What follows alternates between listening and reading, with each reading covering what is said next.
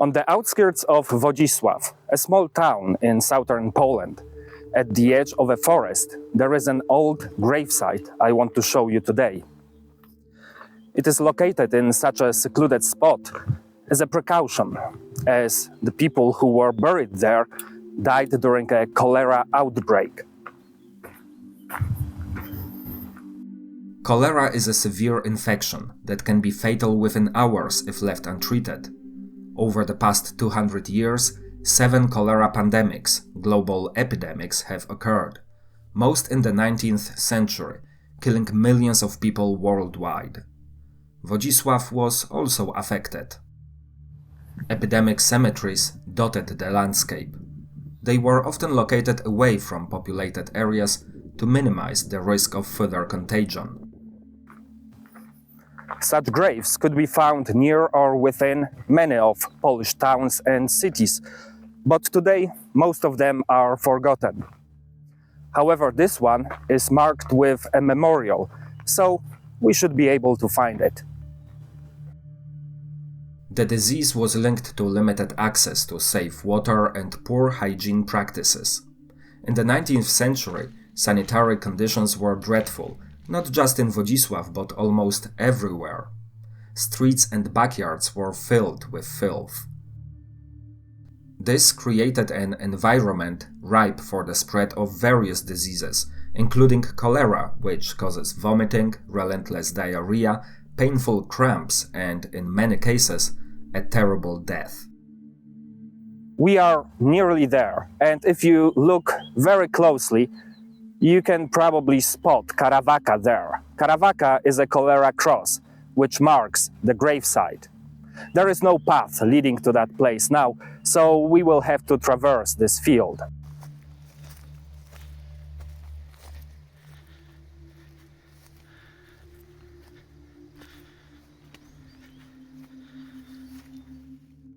And this is the place.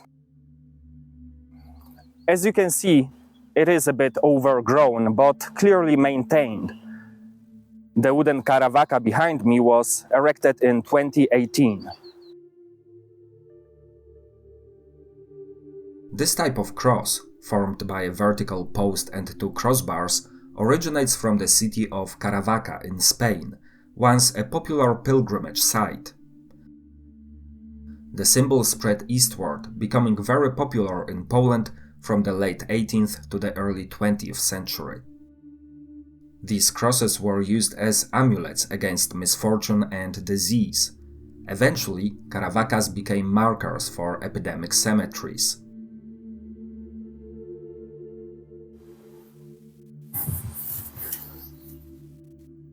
Someone must have visited this place recently and left this grave candle here. Such cemeteries were usually small and modest. Many were hastily dug mass graves. This site wasn't a mass grave, but from what I've learned, it was a cemetery with individual graves. A single old memorial is still here.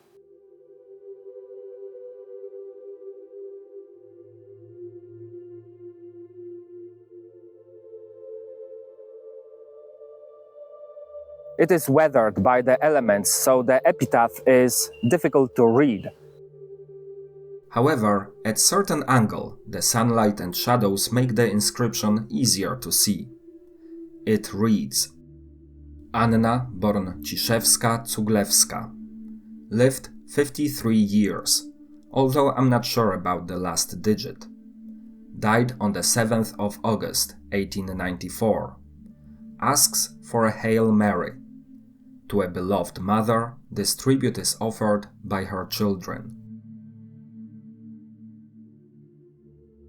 Although this is the only monument remaining in the cemetery, Anna wasn't the only victim of the disease. We know that 262 people contracted cholera in Wodzisław during the 1894 epidemic, and 122 of them died. Many were buried here, but probably not all. In the late 19th century, Wodzisław had a population of about 4,000, of whom around 3,000 were Jewish. Most of the victims of the cholera outbreak were Jewish as well. They were likely buried in the Jewish cemetery on the northern outskirts of town.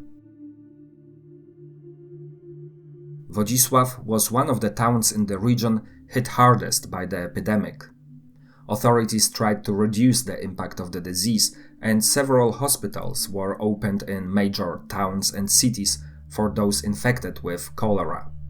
But there was a severe shortage of medical staff.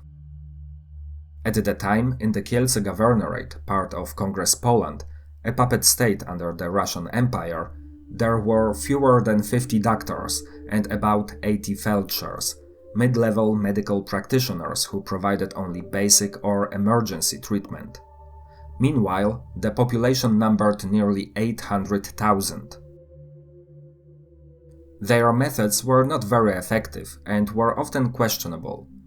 To treat cholera in its early stages, it was recommended to use cinnamon mixed with cold water. Patients were given herbal medicines in the form of pills, powders, and plasters. Treatments included baths and massages of the abdomen and limbs using spirits, vinegar, garlic, camphor, or pepper. Often, doctors advised applying a cloth soaked in spirits in the center and water around the edges to the abdomen. This cloth would then be set on fire and extinguished once the patient felt pain. The anti-cholera infusion was popular at the time. It was prepared from roasted rye and spirits. People also burned piles of juniper, believed to purify the bad air. Additionally, it was recommended to rub the body with pork lard mixed with carbolic acid, and to freshen the air around the patient's bed. Guidelines were provided on how to maintain proper housing conditions, and residents were urged to carry out disinfection. Gazeta Kielecka, a regional newspaper, published the following instructions in 1892. Lime water, prepared from a pot of burnt unslaked lime mixed with 3 pots of water, should be poured into latrine pits and garbage pits to cover the entire surface of the waste. Mandatory disinfection with carbolic acid. 1 glass of carbolic acid diluted in 1.5 pots of water. The solution should be poured into drains and used to wash parts of the latrines. Ordinary people did not realize how easily infectious diseases could spread. In the previously mentioned Gazeta Kielecka, reporting on the 1894 cholera epidemic, it was noted that Jews organized loud anti-cholera ceremonies.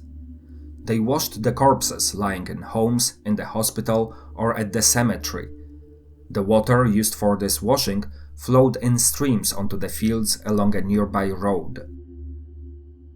There is also a police report dated 1831 from one of the earlier cholera outbreaks in Wodzisław, stating that Franciszek Sroczyński was fined because, despite an official order, he did not immediately bury his 2 children who had died of cholera, thus putting the whole community at risk. It is uncertain exactly how many people were laid to rest in the forest cemetery. Apart from Anna Cuglewska's grave, there are no visible traces of other burials. They were probably marked with simple wooden crosses that deteriorated over time. Considering that epidemics were common in the 19th century and earlier, there are probably more places like this scattered throughout the area. We just don't know about them. Curious about who Anna was, I asked around to see if anyone remembered a family by that name, and also checked some online resources. Here's what I found. She was born in 1840 in Wodzisław. Her first name was Elżbieta, but everyone called her by her second name, Anna. This was common practice at the time, though I'm not sure why. Her parents were Józef Ciszewski and Marianna, born Żelichowska. In 1862, she married Ludwik Stefan Idzi Cuglewski. The wedding took place in nearby Sędziszów, and that's where she lived with her husband. From what I've been told, she had a son, Alexander, but I haven't found information about her other children. The epitaph suggests she had at least 2. Maybe one of them was Antoni, who got married in 1896. His parents are listed as Anna and Stefan, which matches her and her husband's second names. Another could be Wodzisław, born in 1863. His mother's name Elżbieta is the same as Anna's first name, but his father's name, Stanisław, doesn't match her husband's names. Lastly, Anna Cuglewska appears on the parish list of people who died in Wodzisław in 1894. Memory fades. Before making this video, I didn't know Anna had ever existed. But now, you and we know her name. Even though it's not much, it's more than we know about the others buried in this forest. If you enjoyed this video and would like me to create more content like this, remember to like and subscribe.